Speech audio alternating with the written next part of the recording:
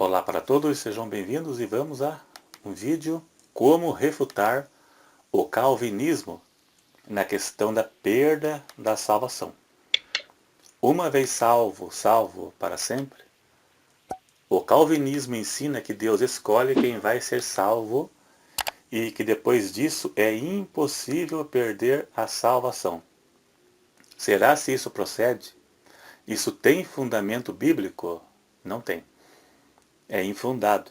Eu vou citar 5 versículos da Bíblia, ou passagens da Bíblia, que deixa claro que é possível sim perdermos a salvação. É possível. Possível. Uma vez salvo, salvo para sempre, e pensar que é impossível perder a salvação, isso anula o livre-arbítrio. O livre-arbítrio existe desde a eternidade. Satanás e a terça parte dos anjos caíram porque tinham a decisão de escolha. Adão e Eva tinham o livre-arbítrio.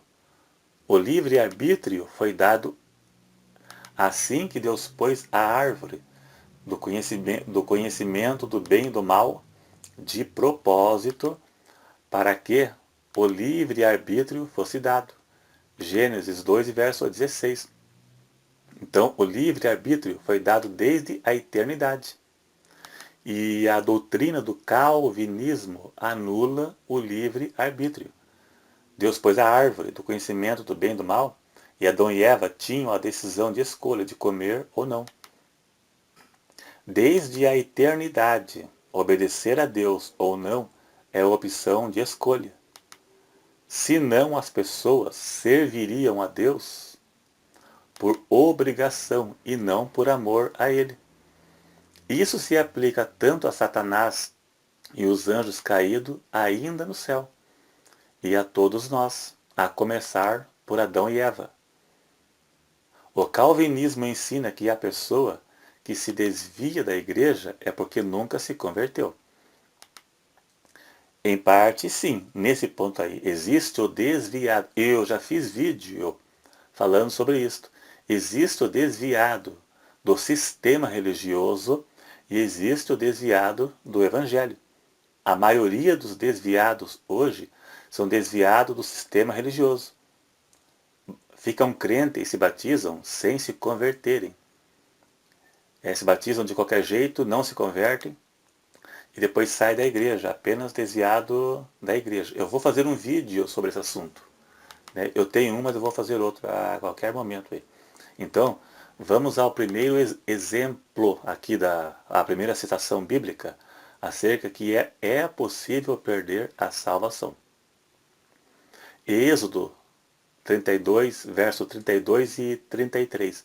Vamos ler. Veja aí na sua tela para você ler também.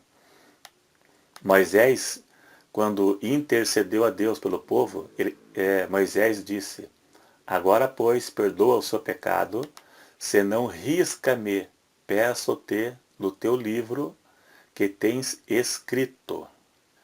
Então disse o Senhor a Moisés: Aquele que pecar contra mim, a este riscarei eu do meu livro. Que livro é este? Sem sombras de dúvidas, aqui se refere ao livro da vida. Não é outro. Existem livros no céu, no plural, lá em Apocalipse, capítulo 20. Mas este aqui é o da vida. Existe o livro das obras e o livro da vida. E o único livro onde a Bíblia fala de riscar o nome, ou escrever o nome, é exatamente o livro da vida. Em Apocalipse 3, verso 5 diz: Aquele que vencer, de maneira nenhuma, seu nome será arriscado do livro. Não será arriscado. Então, porque existe a possibilidade. E já o livro das obras fica registrado as obras. E não tem nada a ver com o livro da vida. Veja que lá em Apocalipse capítulo 20 diz: E foi aberto livros, no plural, e foi aberto o livro da vida. Então existe mais de um livro. Veja que Deus disse a Moisés que aquele que pecar terá seu nome riscado do livro. Pronto. Riscado, é sinal que foi apagado. O nome foi apagado. Então é possível a pessoa ter o nome apagado. Senão isso não estaria escrito aqui. Claro que alguns distorcem a passagem, mas não cola. Aqui é literal. O segundo texto também é muito claro. 2 Pedro 2, e verso 20 ao 21. Portanto, se depois de terem escapado da corrupção do mundo, veja bem, depois de ter escapado pelo conhecimento do Senhor e Salvador Jesus Cristo, forem outra vez envolvidos nelas e vencidos. Veja bem, escapado e envolvido. Outra vez envolvido é sinal que tinha deixado. E nelas vencidos, tornou-lhe o último estado pior que o primeiro. Porque melhor foram não conhecerem o caminho da justiça do que conhecendo o desviarem do santo mandamento que lhe foi dado. Veja bem, desviarem. Desviarem é sinal que se refere a uma pessoa que conheceu a verdade e depois saiu. Pronto. Né? É correto distorcer isto? É uma passagem irrefutável. Quem vai contra terá que distorcê-la da forma mais terrível. É inquestionável que aqui trata de forma literal de uma pessoa que veio para o Evangelho e depois largou. Deixa claro a possibilidade de uma pessoa se converter e depois se desviar. A terceira questão aqui é de Lucas 3, verso 15.